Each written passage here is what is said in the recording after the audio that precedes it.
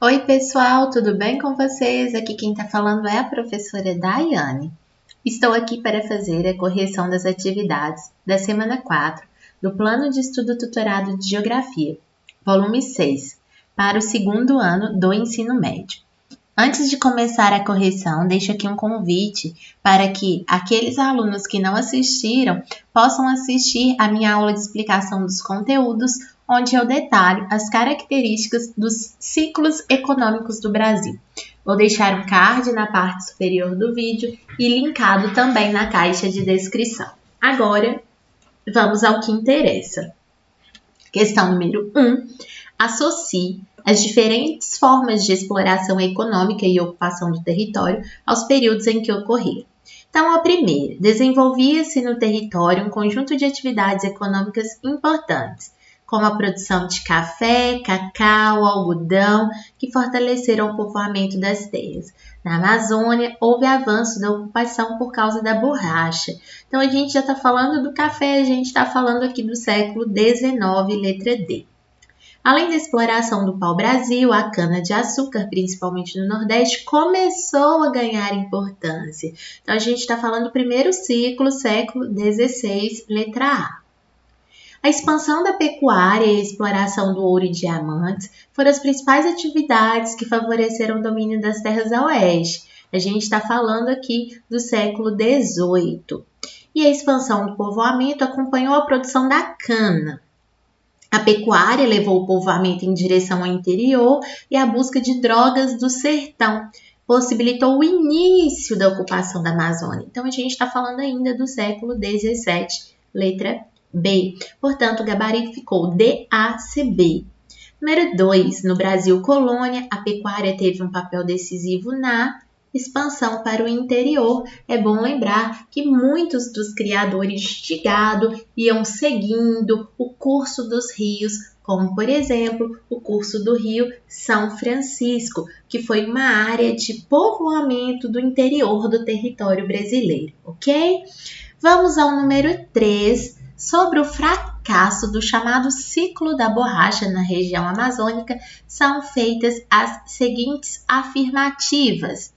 A primeira, faltou mão de obra especializada. Afinal, a migração nordestina não foi capaz de atender a demanda. Foi capaz sim de atender a demanda. Então, está errado. A 1 está errada, então significa que a letra A não pode ser, porque diz que apenas a 1 está correta, e nem a D, porque a D fala que a 1 e a 2 estão corretas, e a gente viu que a 1 está errada. A 2. A produção desenvolvida pelos ingleses em regiões asiáticas resultou em um produto com um custo menor, dificultando a comercialização do nosso látex, corretíssimo. Então, a letra C está errada, né? Porque fala que se apenas a afirmativa 3 for correta, e a gente já viu que a 2 está certa. Vamos avaliar a última. A ocorrência da Primeira Guerra Mundial paralisou o comércio internacional? Não, ela diminuiu, mas ela não paralisou totalmente o comércio internacional. Então, a 3 está errada. Portanto, somente a 2 está correta, então é letra B. Número 4. Duas atividades econômicas destacaram-se durante o período colonial, a açucareira e a mineração. Sobre esses dois ciclos, descreva suas características principais. Eu mostro aqui para vocês o gabarito que eu proponho. Ele é uma proposição. Você não é obrigado a pegar este gabarito tal como está aqui. Se quiser resumir, fique à vontade.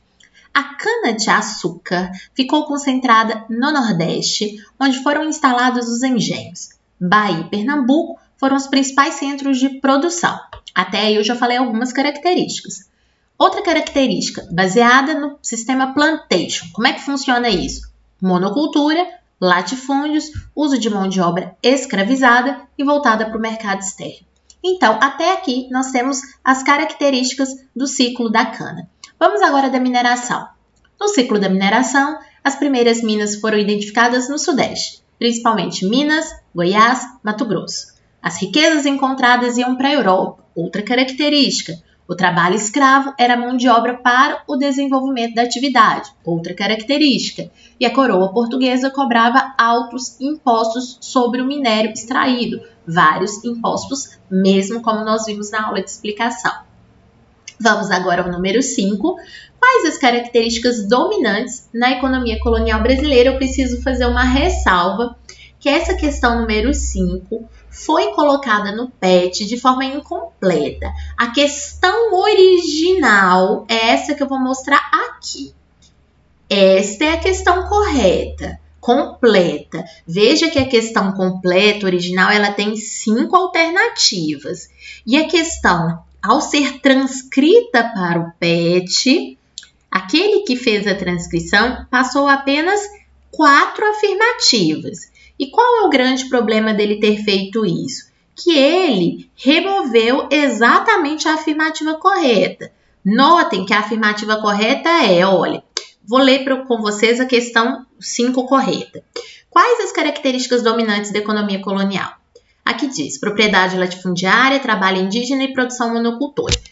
Esses dois sim, mas trabalho indígena em menor escala. A principal mão de obra utilizada foi a escravizada dos africanos.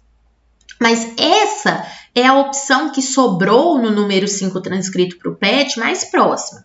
Vejamos a letra B. Propriedades diversificadas, exportação de matérias-primas e trabalho servil. Não é o caso. Não havia propriedades diversificadas e o trabalho não era servil, era escravo. A letra C, notem que ela não está aqui, olha. Olha o que veio parar na letra C. Pequenas vilas, monocultura de exportação e trabalho servil.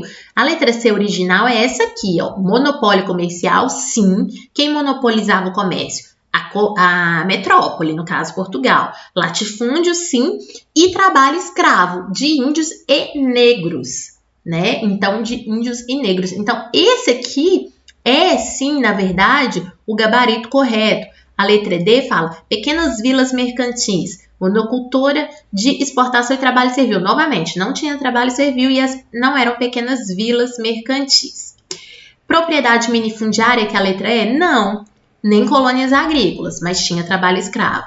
Só que essa é a opção correta. Letra C, monopólio comercial, latifúndio e trabalho escravo de índios e negros. Daiane, mas ela não existe na apostila.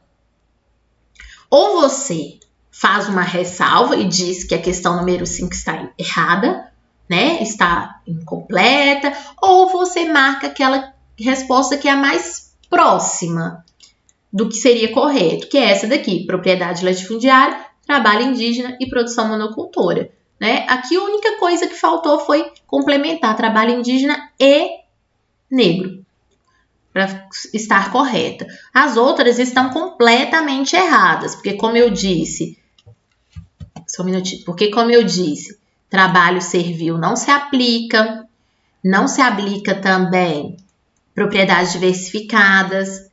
Aqui não se aplica trabalho servil, aqui não se aplica nem minifúndios e nem colônias agrícolas, certo? Então, aqui está mais próxima de estar certo, seria a letra A, ok? Vamos ao número 6. Descreva a atual fase econômica brasileira. Então, eu fiz uma síntese, notem que tem muitas linhas, eu sintetizei. Eu coloquei o seguinte, a economia brasileira é diversificada e abrange os 3 setores, primário, secundário e terciário. Os principais gêneros de exportação são agropecuários. Aí eu falo quais são eles. Soja, frango, suco de laranja. É líder na produção de açúcar, derivados da cana, celulose e frutas. Possui uma importante indústria da carne, ocupando o posto de terceiro produtor mundial de carne bovina. Em termos de indústria de transformação, se destaca na produção de peças para abastecimento dos setores automotivos e aeronáuticos. É um dos principais produtores de petróleo do mundo, dominando a exploração em águas profundas, como por exemplo no pré-sal, e se destaca na produção de minério de ferro. Aqui eu complemento com uma coisa que não está no PET, mas eu ensinei na minha aula de explicação. Em termos de mão de obra ocupada, atenção, em termos de mão de obra ocupada, o setor terciário, que é o comércio e a prestação de serviços, é o que mais emprega trabalhadores, tanto formalmente quanto informalmente. Ok? Então, pessoal, eu agradeço muitíssimo por vocês que acompanharam todo o PET 6 comigo e aguardo vocês com as atividades e as explicações do PET volume 7. Um abraço e até lá!